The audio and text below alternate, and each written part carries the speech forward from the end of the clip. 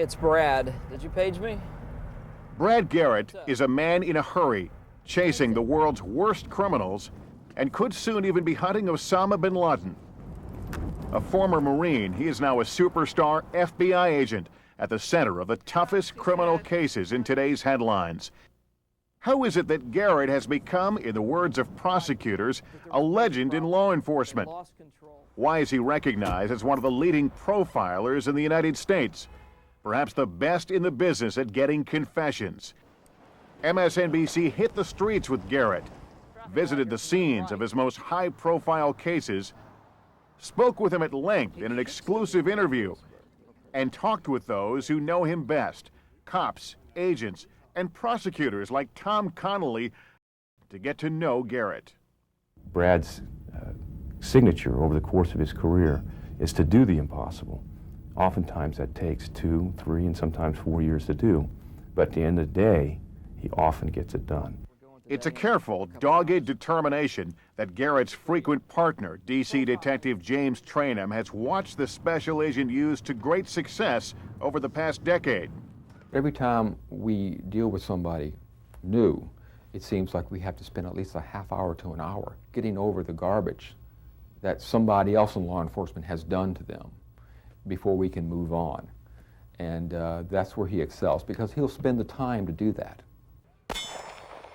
Brad Garret is the man the cops turn to when, like now, they've got nowhere else to go. He's one of the key investigators into anthrax attacks on America. You have an unknown person or persons putting lethal substances in the mail, you know, with a brief note. If that's basically what you have, that's really all you have to work with initially. And he's front and center on the case of Chandra Levy, the intern linked to Congressman Gary Condit, who was missing for more than a year before her remains were found in a D.C. park. Sometimes you really get dealt a good hand, and sometimes you don't. Now, I'm defining that in that, what evidence do you have of a crime, you know, has even occurred? And then on top of that, how can you prove what happened? You know, in that case, we still don't know what happened. Brad was brought in to kind of put an experienced hand in a very difficult case, and he has brought the same kind of dedication and talents that he brings to every case, to that case. But it's Garrett's work in counterterrorism that's been his biggest success. In the late 1990s, he captured 2 of the FBI's 10 most wanted, both high-profile terrorists. And in both cases, Garret got what few expected: immediate, full confessions. And he said, well, I masterminded blowing up the World Trade Center.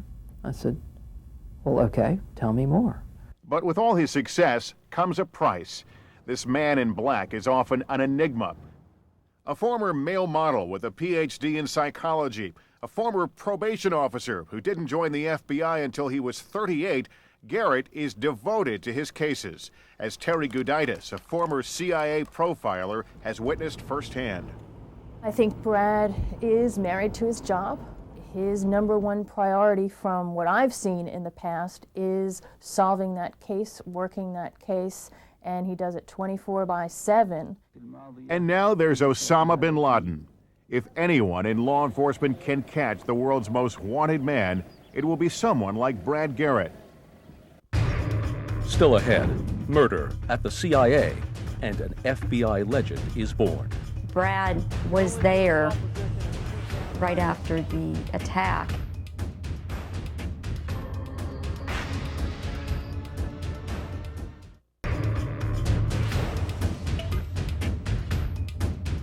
Brad Garret always wanted to be a homicide cop, and was.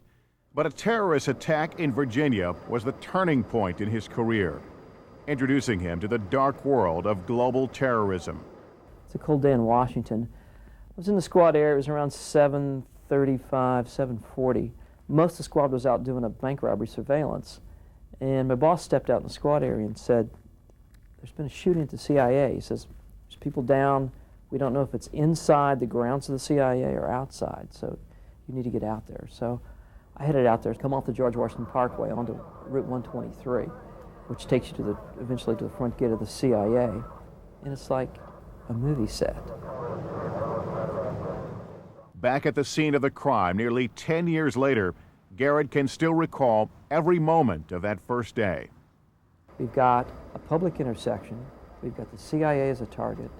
We've got shell casings at the scene, which tell us we have an AK-47 weapon.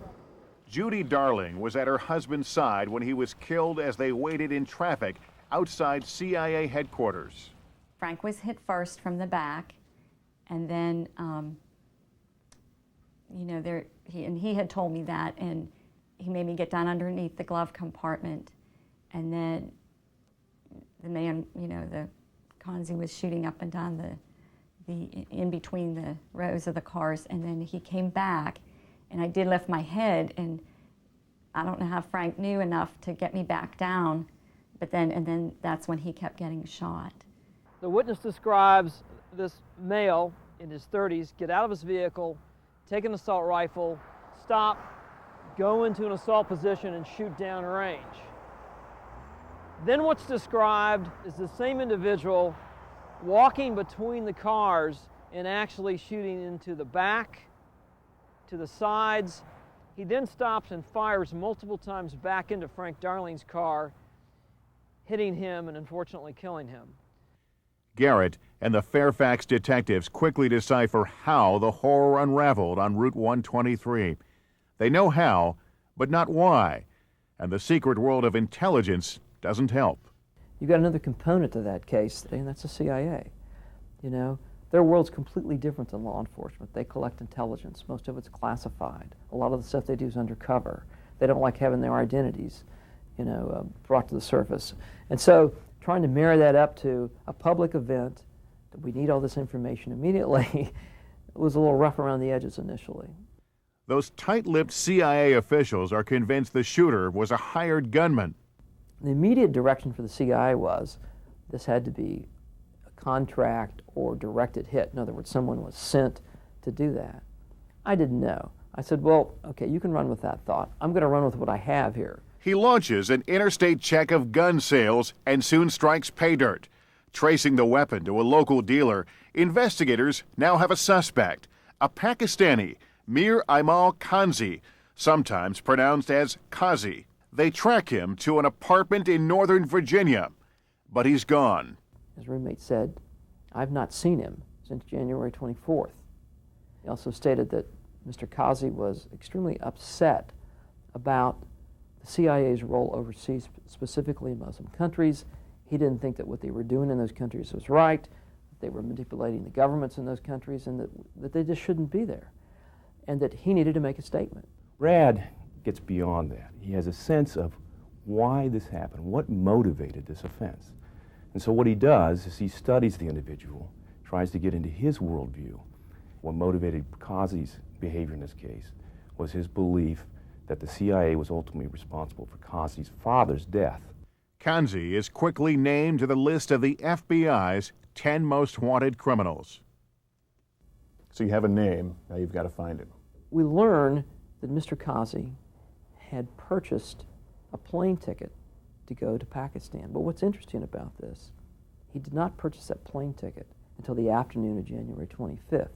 This gentleman tells him ticket won't be ready for a day, so he has to kill another 24 hours before he can leave. So on the afternoon of January 26th, he goes to Reagan National Airport, boards a plane in his true name, a TWA flight, flies to JFK, boards a Pakistani international air flight, and flies to Karachi.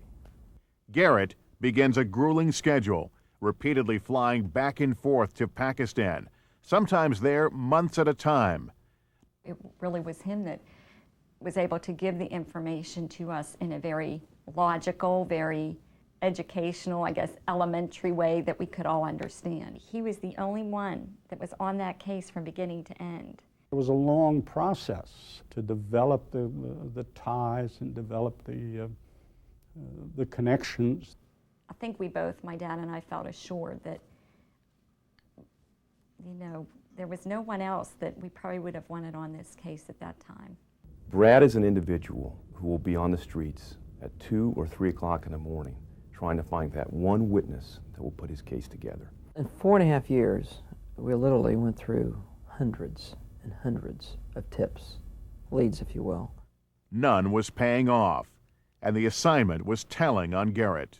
We were to have a meeting, and he had to delay it, and I was so angry because it was a holiday, and I thought he was off at some beach, and no such thing. The poor guy was, really ill from being over there a lot. The toll on the agent was obvious to those working the case back home. Seemed like every time he went over there, he picked up some kind of disease. One who looked like a concentration camp victim when he came back one time. I mean, I don't know what they were feeding him over there, but we did tell him to stop drinking the water because it wasn't helping him. Coming up, a detour in Pakistan. The hunt for the CIA shooter brings Brad Garret face to face with a World Trade Center bomber. He really talked about being trained in Afghanistan.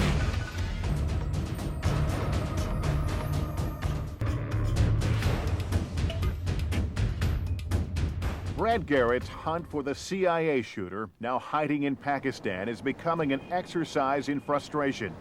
As much information as he gathers, Garret is always a step behind Kansi.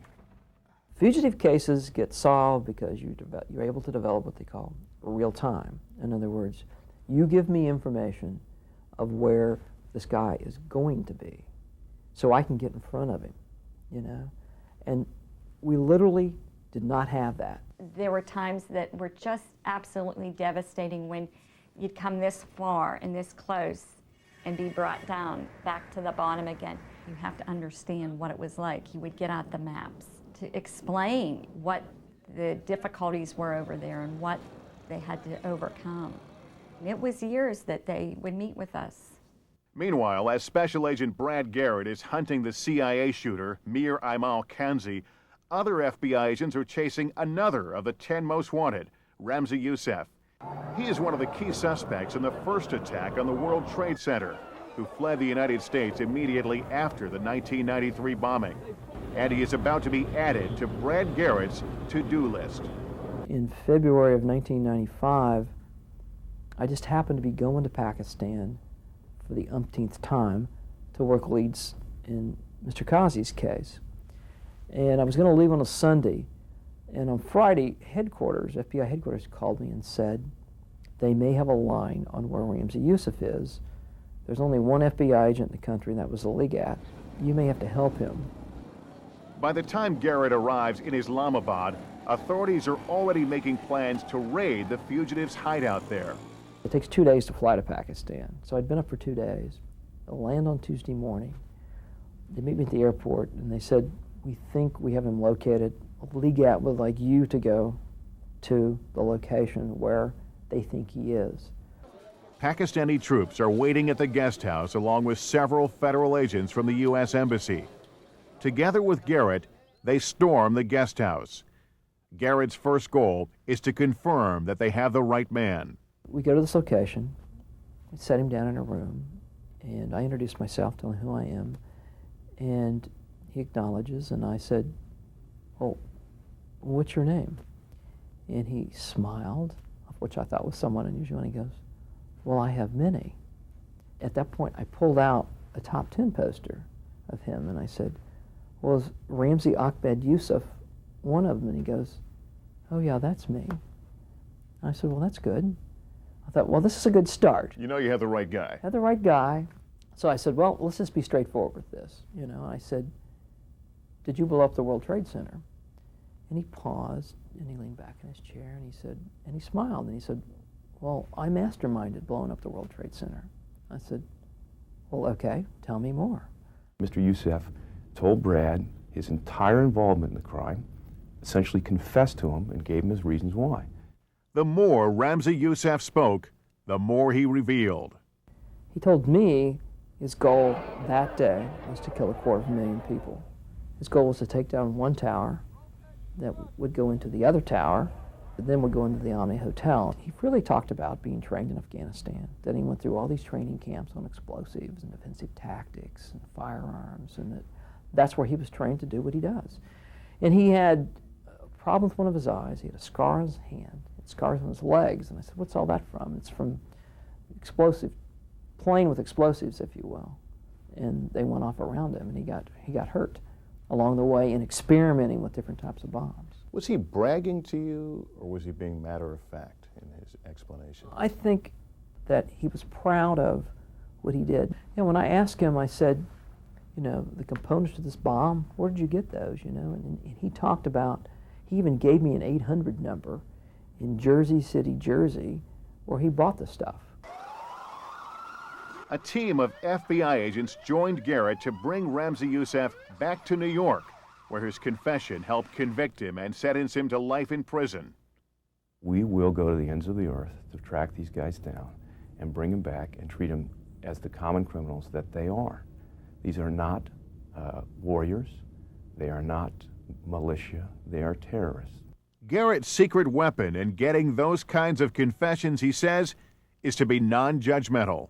He treats that person with respect. He's not belittling at all. He hears out the concerns of the suspect.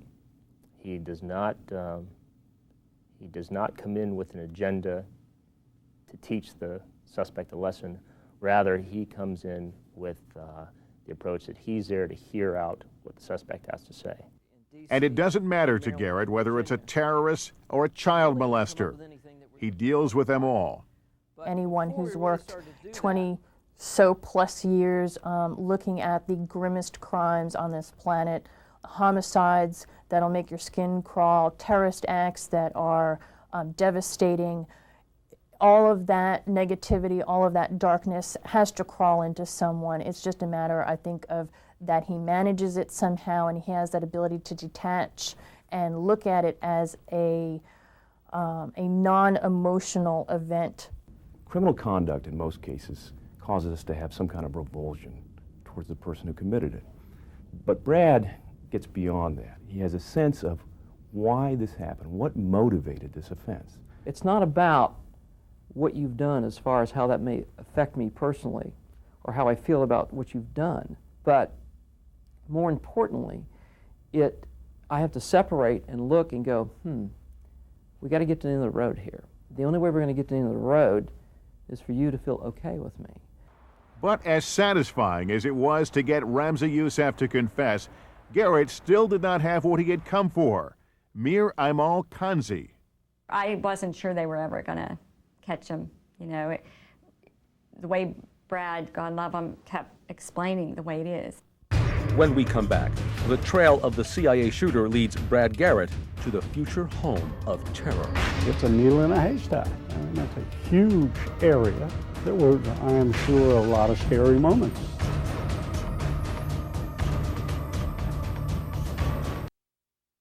Again, Lester Holt. Welcome back. If authorities need a textbook on tracking and grabbing the fugitives of al-Qaeda's terror network, they need look no further than Brad Garrett's 4-year hunt for the CIA shooter, a hunt that took him to many of the same places where those behind the September 11th attacks are now thought to be hiding. Even after he helped catch the mastermind of the World Trade Center bombing, FBI Special Agent Brad Garret was less than certain he would ever capture the CIA shooter. He may have identified Mir Aimal Kansi, but Kansi is on the run in one of the world's most inaccessible places. By now, Kansi has returned to his hometown, Quetta, on the Afghan-Pakistan border. But he then flees into the wilds of eastern Afghanistan. Some would look at that and say that's a dead end as far as a domestic investigation goes. If we were here in the United States, where I have a network and some jurisdiction, I will take your information like I would from any other source and try to corroborate it. In other words, is it really true? Is it partly true? This is a real problem with informant-type information. There, it's a phenomenal problem. This is the same territory where it would later take thousands of U.S. forces and Afghan troops to root Osama bin Laden's al-Qaeda followers out of one valley. When we're looking for bin Laden, who was last seen not many 100 miles from where they were looking for Kansi. And you talk about a needle in a haystack, it's a needle in a haystack. The prospect of following Kansi into Afghanistan under the Taliban is grim. And when Brad Garret is there, he isn't even supposed to be carrying a weapon. You're in a country where you can't arrest anybody. You're not authorized to carry firearms. You're in a third world environment where, as good-natured as the police are, you have to be very careful what you share with them. But Garret has other help he can call on. Not only the CIA officers and other officials from the U.S. Embassy in Islamabad, but with an informal network of intelligence agents from Norway to Britain. He has an uncanny ability to work with locals, with other FBI agents, with prosecutors. He gets along with everybody. So when he needs the assistance of locals, which he often does in these kind of cases, they're more than willing to give it to him because he is with them doing the raids at 2 o'clock in the morning. U.S. officials, meanwhile, launch a campaign to promote $1 million reward on Kansi's head. And Garret even finds a way to work as a cop in a land where officially he isn't one. How do you get to where he's at, have the ability to arrest him, but not really let a bunch of people know about it? And then the other topper is, how do you get out of the country? Well, you still need official help. You're in this country, you don't carry a weapon, and no arrest authority. You need somebody, in effect, to bless you and say, you can do those things here. You can carry your weapons. You can arrest him. And so, basically, that's what we were allowed to do. Despite the frustrations, one lead finally pans out. Informants offer to lure Kansi out of Afghanistan with a promise of a lucrative business deal.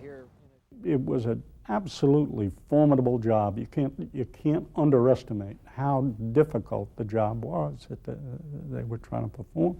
They will meet at a rundown hotel in the arid desert of southwestern Pakistan.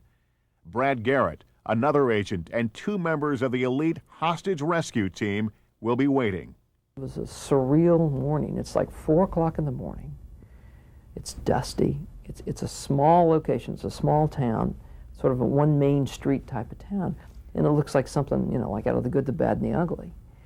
The informants have assured Garret that no doors at the hotel are ever locked, and there's no security guard, and there will be no problems. That's what they promised. We drive down to the hotel. We're about 2 blocks away. 4 o'clock in the morning, you think, shouldn't be anybody out. 300 people on the street. What we didn't take into account, it's a very hot part of the country. And so people work from real early in the morning till noon and they quit because it's just too hot. So they were starting their day. We get out of the vehicle, we're dressed in native garb, we got on body armor, weapons, magazines. I've got fingerprints with me. We get out of the vehicle, we line up, and the hotel door is locked. And we have all these people milling around. A door that was supposed to be unlocked. Correct. And we're going, oh my God. And these people now are starting to stare at us. The ancient police notion of backup. Over there, your nearest backup may be 400 miles away and with no transportation. Well, eventually, someone comes to the door. But guess what? Who comes? A security guard. He unlocks the door. I'm the 4th guy in the door. With each passing American, his eyes get bigger and bigger and bigger. One agent was going to stand in the hallway with a shotgun and do hall security. Well, he pulls out the shotgun, racks it. The security guard takes off running down the stairs. We don't see him anymore. Now, with no time to lose, the hostage rescue team agents storm the door, bursting into the cramped room, one of them jumping on top of a figure in the bed. Mr. Kansi is screaming at the top of his lungs. And I'm saying, be still, be quiet, or we're going to gag you. Well, he won't shut up. Obviously, we're concerned about waking guests up and having 100 Pakistanis in a hallway with 4 of us on the 3rd floor of this hotel. So we gag him. And he stops yelling. And we finally get him down. He puts up quite a tussle. Finally get handcuffs, handcuff him behind his back. And I tell him, I said, if you'll quit yelling, we'll take the gag off. He shakes his head, so we take the gag off. I ask him his name, and he uses something I can't repeat on camera, but he says it in very good English.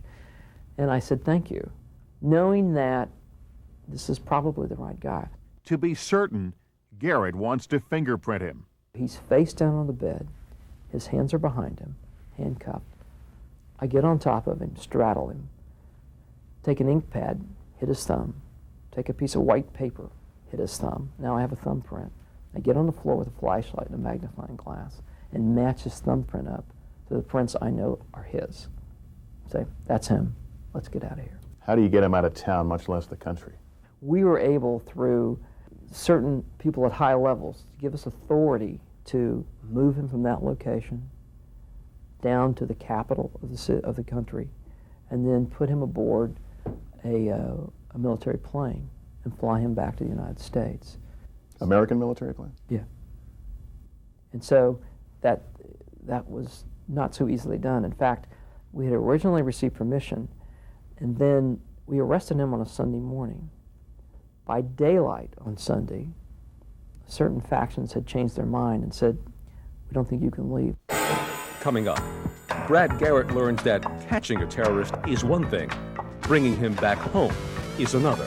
We've got a complication here. We can't let you leave.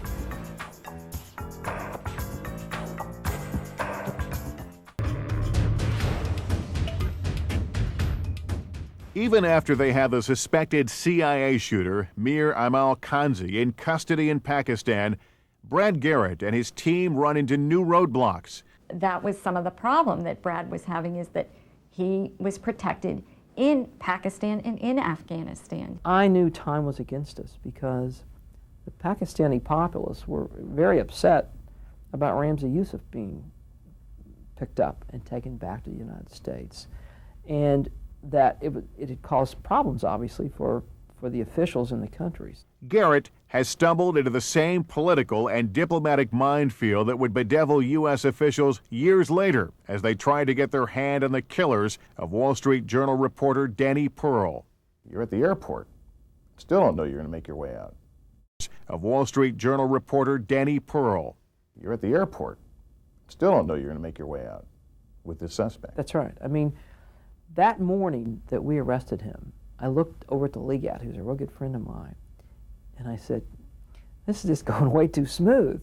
You know, things don't happen this smoothly in Pakistan. I said, I'm afraid. Meaning another shoe is about to drop here. Exactly. I didn't know what it might be. And of course, an hour later, it drops. Like, well, we've got a complication here. We can't let you leave.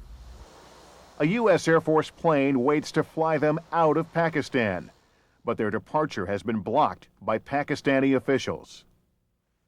The standoff is only resolved after 2 days of transatlantic telephone calls, and finally a personal plea to Pakistani officials from President Clinton. I never believed that we were actually going to leave with him till we actually went to the location where they were keeping him, put him in a vehicle, and drove him to the airport. And once we got inside that plane and Pakistani officials drove off, then I sort of believed we were going to leave at that point, and then we took off. Kansi has been on the run for 4 years, fleeing the man he knew was determined to get him. But once the plane is in the air, Garret gets what he wanted, a confession. How much did you really need, though? You had the fingerprints, you placed him at the scene, you even had the murder weapon. Well, I just think it's extremely important to get the person to talk about what happened, because then you have the real picture, the real deal. You know, this is why I did it. For Garret, the confession is the payoff for 4 years of his life. In this case, we had an abundance of evidence, wonderful evidence. I would die to have this evidence in other homicide cases I've worked. Could we have convicted him on all of that? Probably. But to have his confession would just sort of take it over the top. Garrett's discussions with Kansi reveal a young man who was disenchanted with life in the United States and embittered about U.S. foreign policy. He really couldn't adjust to American life. As he said once, you Americans, you work too hard. He said, I'm just not used to that, and I don't want to do that. Insisting his name is Kazi, not Kansi, the young Pakistani revealed what drove him to the terrorist attack. And he said basically he was fed up with U.S. involvement in Muslim countries. In particular, he'd been watching CNN and the fighting in Iraq and the shelling by U.S. warplanes and so forth. And he said, I just needed to make a statement. He said, I knew I could lose my life, but that's okay. You know, this is wrong. It needs to be changed, and I'm going to do something about it. In fact, Kansi confesses to Garret he never thought he'd get away with the crime and sat in a park near the CIA for more than 2 hours after the shooting, waiting for police to arrive. He didn't think that he would have survived the shooting. When he was driving off, on some levels, he was somewhat surprised he was still alive. He tells Garret he rarely relaxed in the 4 years he was on the run, even in Afghanistan. So he was still looking over his shoulder, even in Pakistan? Absolutely. He had told me that he was real concerned because in 1995, Ramzi Yousef was arrested in Pakistan. And at that point, he had a real fear factor of, are they going to come and try to hunt me down at some location and do the same thing to me that happened to Ramzi Yousef? It's really remarkable achievement, the fact that they ever found him at all, and even more remarkable that they were able to get him back here. Garret arrives back in Washington, D.C. with his prisoner, escorted by a SWAT team from Fairfax County, Virginia. Here, a jury will hear the case, and most importantly, Kansi's confession to Garret. Ultimately, the court will hand down the toughest sentence.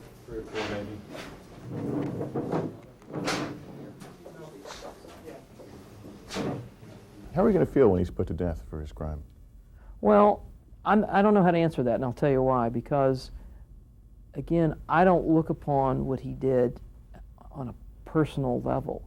And my view is that some people just sort of blow it in life, and he's sort of blowing it from that standpoint, you know. He's getting punished for taking other people's lives, and it's just the way it is. Still ahead, how to fight crime and terror on the home front. Brad Garret on the streets of America. Brad is an individual who will be on the streets at 2 or 3 o'clock in the morning trying to find that one witness that will put his case together.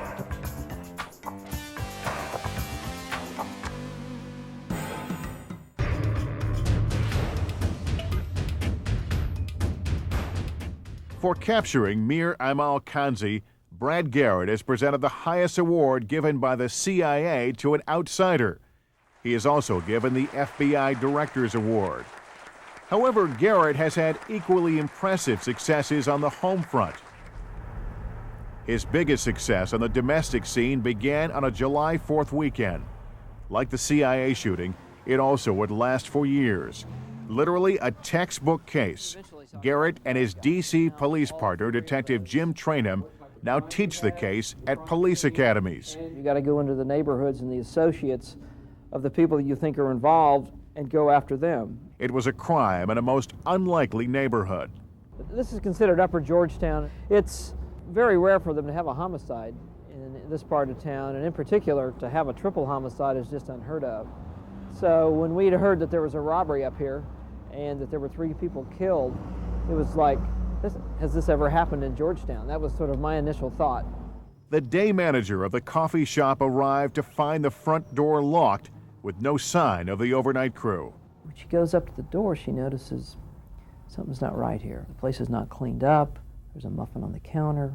The lights are on. So this isn't right. So she puts her key in, unlocks the door, walks in. She goes into that hallway, and she sees the store manager laying there in a pool of blood.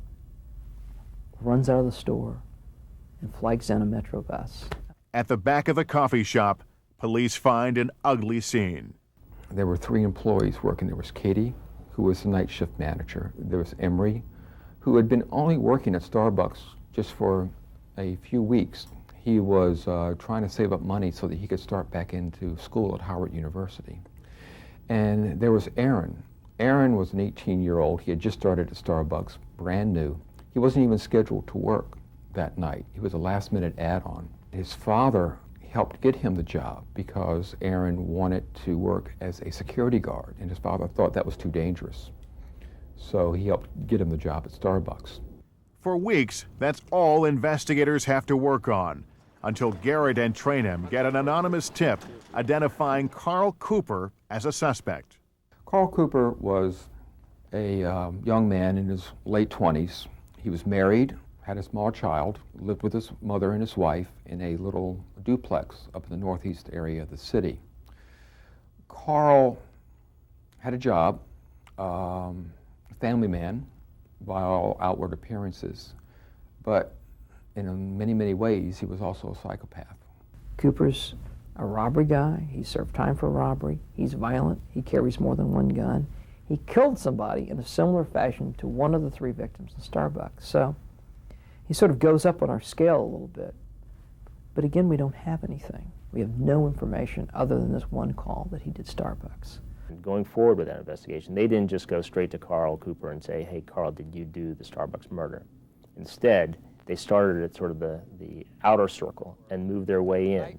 They had to develop criminal cases against those friends and associates, use those criminal cases as leverage against those friends, and get those friends to then turn state's evidence against Carl Cooper. They listen in on Cooper with court-authorized wiretaps. Garret carries a clone of Cooper's pager on his own belt, getting copies of every electronic message sent to him, and they zeroed in on his friends. We had to figure out a different plan for each person around Cooper. Some people we bought drugs from, made a drug case against them, arrested them, and then flipped them. Put them back out on the street, put body wires on them, and had them go in and have conversations with Mr. Cooper. In addition to that, we put a concealed camera on a telephone pole outside his house, so we got 24-hour coverage of his house, of him coming and going.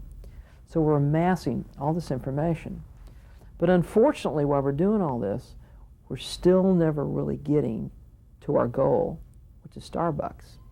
They never do make what they consider a perfect case against Cooper for the Starbucks killings. But in the process, they uncover a string of other robberies they say Cooper masterminded, the killing of one of his partners in crime, and the shooting of an off-duty police officer. We were able to prosecute him in federal court under the RICO statute, the racketeering statute, because he had a group, he was doing robberies interstate, there was violence involved. So what we ended up doing is charging him in a 48-count RICO indictment that included Starbucks.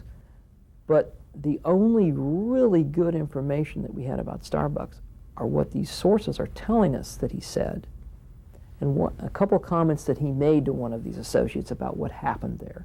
And that was it. So was he actually ever convicted in the Starbucks murders specifically? Here's what happened. On the eve of trial, and this is not totally uncommon for this to happen, he decided just to plead guilty. He was certified by the U.S. Attorney General to face the death penalty, which meant if he were convicted of certain counts in the indictment, he could be put to death if the judge so elected to give him that sentence. He decided to plead guilty to the entire 48-count indictment, to all the robberies, all the murders, to a sentence of life without the possibility of parole. So he's presently in a federal institution serving time for the rest of his life. Brad was able to instill in the witnesses in the Starbucks case and in all his cases a confidence, a trust, and he has upheld that trust. If a witness calls Brad with a concern, he hears the concern out. Even some of the relatives of victims in Garret's cases are willing to cast off their privacy and break their silences in order to talk about this most unusual agent. You know, if you had a question, you can get an answer. So it was definitely developed a relationship of trust. But you could also see his compassion was such that you know, he was not just doing a job, he was seriously interested in finding out who did this. Whether in the poverty-stricken regions of the nation's capital or the wastelands of the Afghan border, Garret says basic police investigation is little different. The basic concept in tracking somebody or figuring out what they've done is the same, whether you're doing it locally or you're doing it internationally. It's all based on figuring out who you have, where they're at, and what they're doing. You know, obviously if you're overseas doing that, you're going to have a different type of source giving you information. You've got more hindrances, so you have to really develop the right network with the right people to get the information you need. But it all kind of boils down to just a lot of hard work. So you'd assume that someone with all the skills and dedication of Brad Garret is naturally at the forefront of the hunt for Osama bin Laden. Not so. I'm surprised nobody's called you for. You know, what's fascinating to me is no one called me after 9/11. Not one. In some ways, Garret has become a victim of his own success. Justice Department sources say that given the publicity that followed the arrests of both Ramzi Yousef and the CIA shooter, Garret may now be too well known to operate effectively in the hunt for those behind 9/11. Would you like to be a part of the hunt for Osama bin Laden? No, I don't think so. Obviously, I would if I were asked to do so, because it's so complicated. You know, one of the reasons that I think I'm successful to the level I am is that I have a lot of control over what I do in an investigation. You know, for example, in Mr. Kansi's case, even though he was outside the United States, he was still one person. So it didn't draw all of this, 14 other agencies involved, and that can become quite cumbersome. Would the same kind of legwork you described, though, in these other cases apply in a hunt for Osama bin Laden? Is it a matter of working the sources and working those tribes and all those things you described? Well, certainly. I mean, what catches people is real-time intelligence. Is there anything that, from your experience, that would apply directly in the hunt for Osama bin Laden? Patience. Patience and just working the intel. But maybe even more importantly, if you think you really have good intel, being able to act on it in a timely way. And as the world continues to hunt for Osama bin Laden, Garret is obsessed with a 6-year-old kidnapping and murder case of a young Vietnamese immigrant and her 2-year-old son. Their bodies were found stuffed in a garbage can dumped in an industrial lake in Northern Virginia. This is the case that eats at his soul and that he's determined to solve. Just horrendous. Of all the homicide cases I've worked, this one probably haunts me more than anything else. You know, this is a case that, how could you be any colder than to steal a mother and her child, kidnap them, and then coldly just throw them in a lake, possibly alive. So this is a case that I don't think, I'm going to be able to retire with peace until I put this to rest. But time is running out. Brad Garret only has 4 years until mandatory retirement. Of course, Brad Garret also continues to work on the case of murdered intern Chandra Levy and the mysterious anthrax attacks on America. As for the hunt for Osama bin Laden, that remains largely in the hands of the CIA and the military. But don't be surprised if it eventually turns out he's needed there also. I'm Lester Holt. Thanks for watching, everybody. So long. For information on upcoming programs or to subscribe to our newsletter, go to prime.msnbc.com.